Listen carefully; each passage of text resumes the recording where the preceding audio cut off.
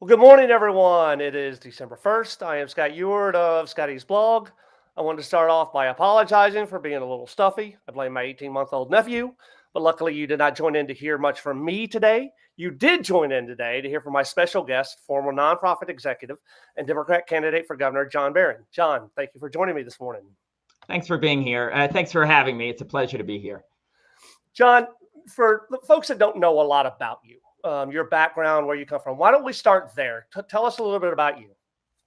Okay, so I'm a longtime Maryland resident. My wife and I have lived here in Montgomery County for 27 years, and I spent most of my childhood here. I actually went to the same public elementary and middle schools that my kids went to. Career-wise, so that's just my personal background. I'm just giving a quick overview here.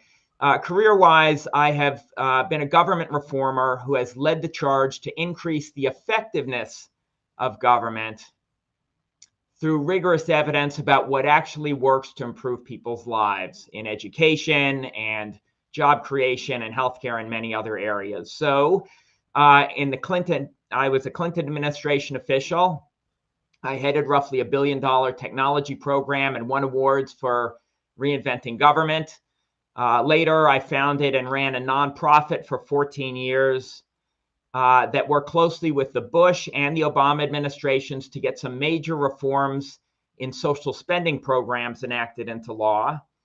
Most recently, I headed the largest philanthropic initiative in the nation that identifies and expands proven effective social programs in education and early childhood and other areas.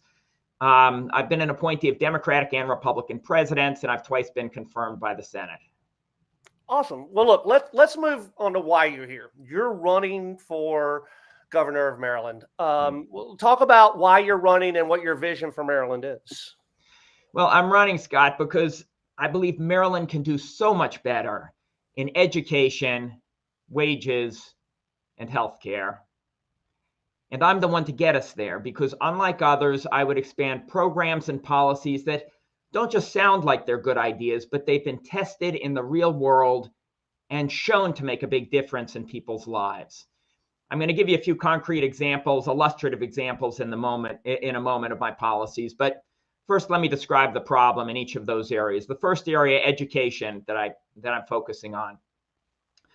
More than a quarter of middle school students in the state of Maryland can't read at a basic level. More than a third can't do basic math. Those numbers are no different than they were 20 years ago. And Maryland actually is substantially worse than the national average in the achievement gap between Black and white students. In the second area, I mentioned wages and poverty. Our poverty rate in Maryland today is 9%. You know what it was in 1995? It was 9%. Because for low and moderate income Marylanders, they've seen flat wages since the 1980s, while income inequality has been growing. In the third area, healthcare, more Marylanders have health insurance coverage thanks to Obamacare, but costs keep rising year after year. The average Maryland family today spends 50% more on out-of-pocket medical expenses than they did 10 years ago after you adjust for inflation. In all of these areas, the problems are that much worse for Marylanders of color. It seems like, everyone's had a new plan to solve these problems, but it is decades now, and we are still mired in the same problems that are harming the lives of millions of people in our state. Clearly, we need to do something very different. That's what I'm offering. So I've been on a mission throughout my career to find, as I described, effective new ways to solve our country's toughest challenges. One of the main things that I've done throughout my career is to work with the Bush and Obama administrations and Congress and in philanthropy to expand programs and policies that don't just sound like good ideas, but have been tested and shown to make a big difference in people's lives. We got some major reforms enacted into law that produce big gains in education, earnings, and healthcare.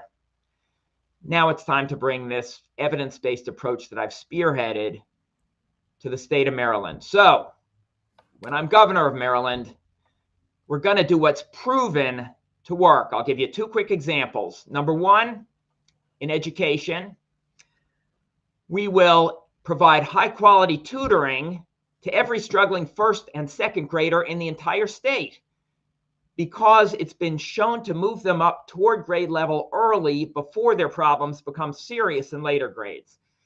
And we will do it by engaging the community, including retirees and recent college graduates, to become tutors for a modest stipend as a public service. One other example, this in the second area, illustrative example in the second area I mentioned, wages and poverty. We will partner with businesses across the entire state to provide effective job training to every young adult in Maryland who wants to advance. If it's done right, job training can be extremely effective, increasing earnings. It's been shown to increase earnings by as much as 40%. But the key is to focus that training on fast-growing industries like IT and healthcare, and to work very closely with local employers who provide paid internships to the trainees. So under my plan, the state will pay for the training, the businesses will pay for the internships. This is a partnership. The economy gets skilled workers, everyone benefits. I can give, if you're interested, or your viewers are interested, examples in healthcare, the third main area I'm focused on. But in the interest of time, let me just say this, that the bottom line, the central theme is this, that if we simply continue on our current path, we're going to be here in another 20 years. You'll be talking with another gubernatorial candidate 20 years from now. And we'll still be facing the same problems. Nothing will have changed. To make progress, we have to zero in on solutions that have been tested in the real world and shown to make a big difference in people's lives. That's why I'm running for governor. Let's do what works. All right, thanks. Look, I've got some very specific questions for you. Yes. This is through my research and things that you've either talked about or things that are on your website. So here's the first one I want to talk about. Recently, I saw some tweets from your account about housing. You mentioned expanding housing choice vouchers, zoning reforms, and other items. Why don't you talk a little bit about your housing plan? So, housing would be a key priority of my administration for a simple reason, that housing is affordable, stable housing is a basic human right, and it's a foundation for so much else, including child development and stable families and all the rest. So it is extremely important and would be a high priority, very high priority for me as governor. Here are my two of my main ideas in this area. I have others, but here just to give you an overview. Number one thing that we could do in the area of expanding housing affordability and reducing family homelessness is to expand housing vouchers for families that are the most at risk, that are in unstable housing, and some of them are in and out of shelters now. There was a large federal study that came out. It was a definitive study showing that when they did this on a pilot basis, expanded housing vouchers to the most at-risk families, it reduced homelessness by about half over a 3-year period. So it really made a major difference in the lives of these families, the children, and all the rest.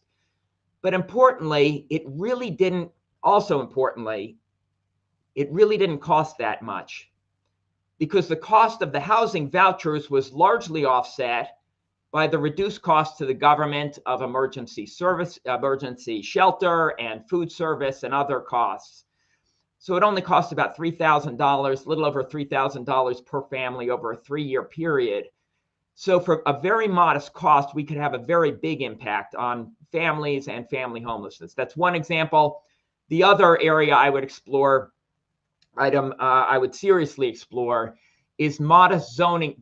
This is on the supply side, increasing the supply of affordable housing, is modest zoning reform, similar to what California and Oregon have done, where they have said even in single-family zone neighborhoods, they allow homeowners to build a granny flat, and one accessory unit or maybe a duplex to be built in something that really doesn't change the character of these neighborhoods at all, but if done on a statewide level, could really make a big, studies suggest it could make a big difference in terms of the amount of affordable housing in many areas of the state.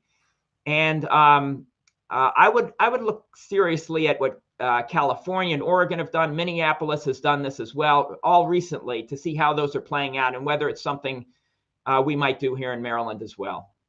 Okay. Public safety. Now, you have a piece on your website about your public safety plan, and look, with everything happening in Baltimore City and the crime and the homicides and all of that, I mean, that's in the news cycle right now. You can't miss it on local news. Talk about your public safety plan and initiative. Public safety, again, this is a basic, it's extremely important. It's a quality of life issue, but more than that, in some cases, it's a basic safety issue and life and death issue. People have a right in Baltimore and other parts of the state to be able to go about their daily activities, send their kids to school, and conduct a business operation and so on, and feel secure that they are not at risk of, their safety is not at risk, and crime is not a major issue. Unfortunately, in some parts of the state, including Baltimore and some surrounding areas, we have seen upticks in crime. I mean, especially in Baltimore, Baltimore is now has, for the 7th year in a row, had more than 300 homicides per year, which is it's roughly where we were in terms of homicides during the crime wave of the 1990s. So this is a very serious issue. What I would do as governor is partner with Baltimore and other jurisdictions in identifying and bringing to Maryland, to Baltimore and other parts of the state, some of the most promising and proven approaches to crime reduction from other parts of the country. I'll give you one example. I have several, but this is illustrative. There is a crime reduction approach called focused deterrence that is actually being launched in Baltimore. Mayor Scott and Police Chief Harrison are doing it. I think that's a great move. And as governor, I would help to support that as a partner with resources from the state, because it is a very promising approach. Here's what it does. It recognizes that the large majority of violent crime in Baltimore, and really any major city, is conducted by a relatively modest number of individuals, people who are repeat violent offenders, and they're often gang involved. And what the strategy does is it invites these individuals in for meetings with community leaders and social service agencies and law enforcement, and offers them a positive path forward, including job opportunities, job training, counseling, addiction treatment if they need it. So there's a positive path that's offered, but it also makes clear in these meetings that if they continue to act violently, they will be the focus of extraordinary attention from law enforcement. Now, in other cities, one of the reasons a police chief wanted to bring this approach to Baltimore is that it has been effective in other cities. As one example, in Oakland, California, where it's been implemented well, it was associated with a reduction of about 50% in the homicide rate over a period of several years. So it's a very promising approach. We should be trying it here in Maryland, and if it works here, expanding it statewide. Okay. Something that jumped off your website to me is COVID-19 and vaccines. Yes. I think most people think Maryland has done a pretty good job given the circumstances. Yet you have some other ideas on what Maryland should be doing, especially when it comes to vaccine mandates. Can you talk about that a little? Sure. So Maryland has done a reasonably good job, as you pointed out. We've got a higher vaccination rate than most other states, and there are a lot of people that deserve credit for that. However, our contest is not with other states. Our contest is with the virus. And 32% of Marylanders currently who are eligible for vaccines are not fully vaccinated. And while that is true, we remain vulnerable to the thing we are all fearing, which is another wave of COVID. It is a very real possibility here in Maryland. But the good news is that we have a one-way ticket out of this pandemic, which is the vaccine. It is there. It is extremely effective. As just one example, the hospitalization and death rate of vaccinated individuals across the country is less than 1/10 that of unvaccinated individuals. So it's extremely effective at preventing severe COVID illness.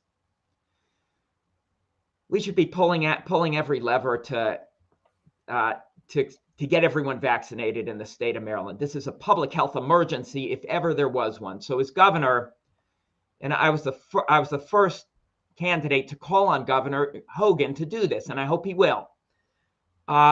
We should require vaccines of all healthcare workers in the state who work in indoor settings, because they are around people who are immunocompromised. I mean, for goodness sake, it's kind of a no-brainer. We should require it of all school staff and students 16 and older for whom the FDA has given full approval. I mean, we require for students, we require vaccines for years and decades. We've required vaccines for polio and measles and so on. We should be requiring it for COVID as well.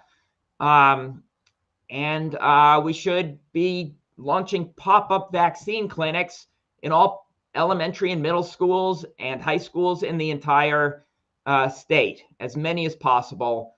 I mean, I remember when I was a kid getting the polio vaccine in school. We should be doing the same thing now across the state.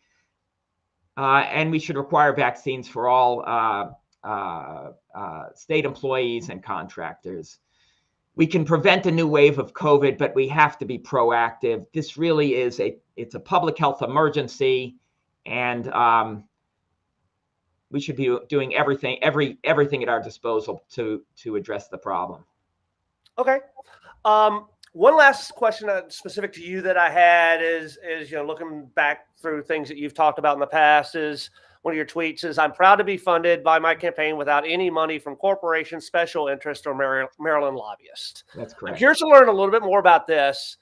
And also, do you think this approach puts you at a significant financial disadvantage to other candidates taking a different approach? So you're absolutely right. That it's sort of a bedrock. I mean, it's an important value to me. I'm not taking any money from corporations or special interests. I said that from the start, or Maryland lobbyists, only from individuals. And the simple reason is that the cost of being elected governor while being beholden to special interests is not one that I'm willing to bear. I mean, it is kind of a crazy system that we have now, where corporations that work with the government all the time and seek, on regulations and taxes and many other issues, are able to make major campaign donations to candidates, to the people who, if elected, or if they're an incumbent, currently are in office, that are regulating them. It's legal, unfortunately, but it is legalized bribery in a sense, and it's something that's very important to me, and I'm not going to do that. I'm a strong believer in campaign finance reform for that very reason, and have been for years, even before I contemplated becoming a candidate, including public financing of elections. As to whether it puts me at a disadvantage, I don't think it's a huge disadvantage. That hasn't been my experience. We're actually doing very well in fundraising through individuals. That's where I focus my efforts, as opposed to corporations and special interests. So I've been able to make up for it like that. Also, I am going to make a and am making a personal financial investment, my wife and I, in the campaign. So that's how I'm going to address it. But it's not. I don't think it's a major disadvantage in any case in the race. Okay. Look, you have a big field of candidates in your primary. Tell the voters, tell the listeners why you are the right candidate amongst this big field of other candidates to be the next governor of Maryland.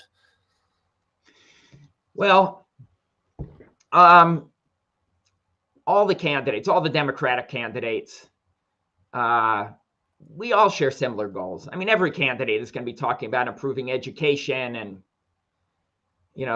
wages and healthcare and, racial equity and the rest. Here's how I'm different. I recognize that to achieve those goals, it is not enough to simply roll out yet another unproven plan or program. However well-intentioned, many programs just don't work. We've seen that again and again when the results are actually measured. So if we're really going to make progress on these long-standing issues that I've described, education, stagnant wages, and the rest, we have to focus on solutions that have been tested in the real world and shown to make a big difference in people's lives, like those that I've described. The tutoring in the early grades, been shown to be very effective. Job training in partnership with local employers and fast-growing industries. Those things have been shown to make a big difference. That's how I'm different. If it's just one unproven plan after the next, my God, that's what we've been doing for decades. You could roll the tape back to the 1990s and what the gubernatorial candidates were doing back then. I've actually done talking about that then. It's the same problems. If we continue doing that, we will just be spinning wheels. We're not going to make progress. I want to pioneer, to put it another way, a new governing approach in our state focused on evidence about what actually works to improve people's lives so that we can finally move the needle on education and stagnant wages and healthcare and racial equity and other major problems. All right, thank you for all that. Look, I know we can't get to everything in one interview. It's next to impossible. But are there any final words that you want to share of things either that we have talked about or that we haven't talked about during this interview? Well, I think I appreciate the opportunity to have some final comments here. I think I've laid out the main reasons that I'm running, and I do have concrete ideas, ones that have been tested and shown to be either promising or proven, like the ones I've described here. They're on my website. They're all laid out on the website in a clear way, and I would encourage folks to go there. The website is Jon Baron, Jon without an H, Jon Baron, BARON.com.